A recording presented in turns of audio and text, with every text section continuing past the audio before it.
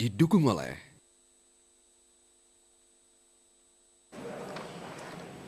Ya, masih di 811 Show pemirsa, dan kami masih berbicara tentang Indonesian CSR Award 2014 bersama para pemenang yang ada di sini.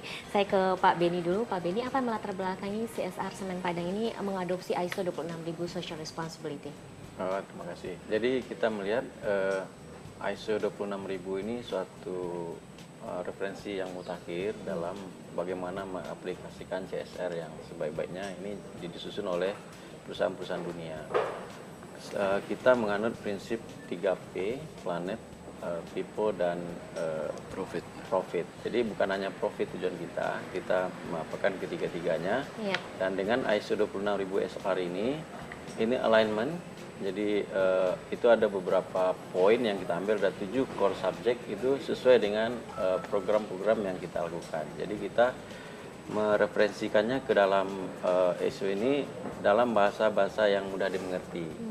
Jadi kita buat semacam program, jargonnya dalam bahasa Padang itu bersinergi membangun nagari. Jadi artinya bersinergi membangun nagari. Itu tujuan utamanya dan didorong oleh 4 pilar. Ada 4 pilar kita itu, pertama Semen Padang Campin Nagari. Kalau Campin ini, kalau kita lihat triple bottom line itu profit. Jadi keuntungannya harus bagus karena champion ya. Kalau Campin itu bahasa Padang champion, juara. Tetapi dari core subject ESG-nya juga ada suara konsumen dan operasional perusahaan. Jadi itu alignment seperti itu. Pilar kedua dan ketiga itu Semen Padang Pandai Nagari dan Semen Padang Paduli Nagari. Kalau pandai ya itu pendidikan, kalau peduli itu kita harus involvement dengan masyarakat. Nah ini juga core subject dari ISO 26000 SR. Kemudian yang terakhir, pilar yang terakhir Semen Padang Elok Nagari. Itu kalau 3P itu planet. Jadi elok itu lingkungannya bagus, semuanya kita tata elok, tidak mencemari lingkungan. Kemudian dari core subject ISO 26000 ini ada environment, lingkungan juga. Jadi kita ramu itu kita buat semacam bahasa yang mudah dimengerti baik secara internal di perusahaan dan juga masyarakat sekitar. Oke, kalau Pak Ilmianto bagaimana dengan Telkom, Pak, dalam aplikasi ISO 26000 ini? Iya, jadi sebenarnya kami sebagai BUMN selain menggunakan ISO 26000 ini, kami juga ada ketentuan dari Kementerian BUMN yaitu mengenai PKBL. Nah, PKBL itu program kemitraan dan bina lingkungan. Itu kami di tahun 2013 ini sudah mengucurkan sekitar 180 miliar. Kalau dihitung dari sejak pertama kali kita melakukan program kemitraan, khusus yang kemitraan ini, dari sejak tahun 2001, karena ini kan bergulir, ini kan kayak pinjaman untuk kredit mikro begitu ya, itu kalau di total itu sudah mencapai 1,4 triliun. Jadi selama 13 tahun kita membantu begitu. Nah tadi kalau Pak Beni sudah sempat menyampaikan program-program yang terkait dengan yang mendapatkan reward begitu ya. Di kami mendapatkan 7 reward itu diantaranya adalah mengenai human rights. Kita ada program mengenai kebebasan berserikat dan berkumpul. Ini terkait dengan serikat karyawan ya. Kemudian untuk yang environment kita ada pengelolaan lingkungan ya, Telkom Go Green Action.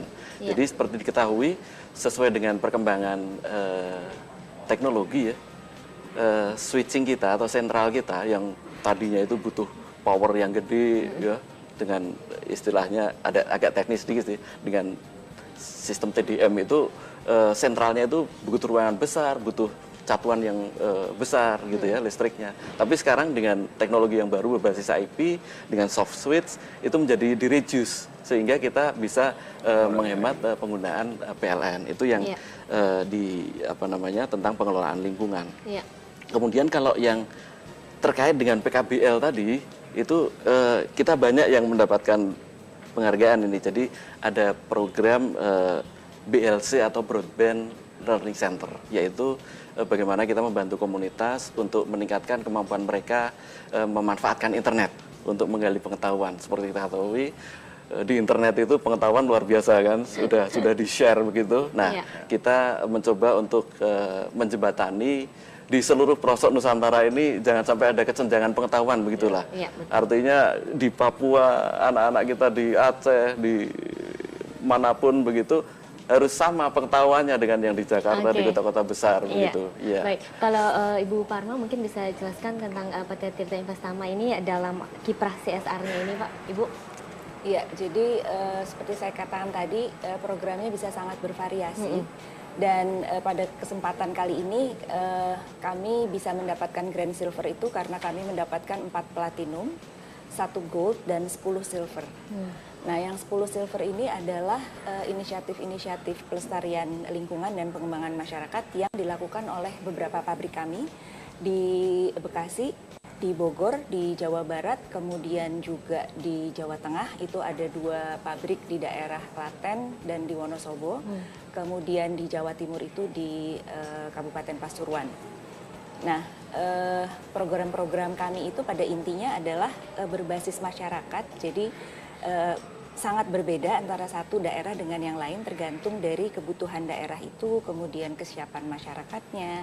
Tapi intinya adalah bagaimana kami bersama-sama dengan para pemangku kepentingan lain, begitu ya, karena nggak mungkin kalau pengembangan masyarakat dan pelestarian lingkungan itu dilakukan oleh satu pihak saja. Jadi berbasis masyarakat, kemudian pendekatannya dengan multi pemangku kepentingan, dan yang penting adalah bagaimana memberikan penguatan begitu ya kepada institusi lokal ini, kepada masyarakat supaya mereka bisa meneruskan program-program yang sudah dibangun bersama begitu. Jadi kami lebih mementingkan kepada keberlanjutannya begitu. Dan program yang kemarin itu kami mendapatkan award itu adalah di bidang pelestarian lingkungan. Itu bisa penanaman pohon, bisa pembuatan lubang resapan biopori karena kami juga sudah membuat ratusan lubang biopori, kemudian embung ya, jadi seperti semacam danau kecil begitu. Kemudian di bidang pendidikan dan kebudayaan itu kami mengajak generasi muda, jadi murid-murid SMP, SMA untuk belajar menghargai lingkungan dan bagaimana mereka bisa ikut berkontribusi ya terhadap pelestarian lingkungan melalui seperti sekolah alam gitu. Jadi kita sama-sama ke alam, kita lihat apa yang bisa dilakukan. Baik. Ya. Dan yang terakhir juga ada program penguatan ekonomi masyarakat seperti koperasi. Begitu. Baik. Nanti saya juga ingin tahu tentang apa sih kesannya mengikuti ICA ini dan juga mungkin harapan kedepannya. Tapi sesaat lagi pemirsa jangan beranjak dulu, kami akan kembali setelah pariwara berikut ini.